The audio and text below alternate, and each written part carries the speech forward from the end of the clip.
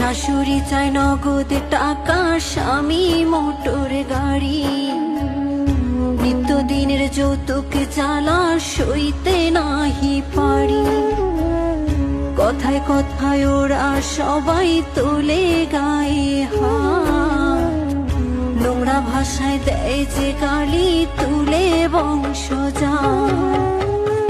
একদিন ঠিকই শুনবা বাবা তোমার মেয়ে নাই, যৌতুক নামের মরণ ব্যাধি হবে সেদিন দায়।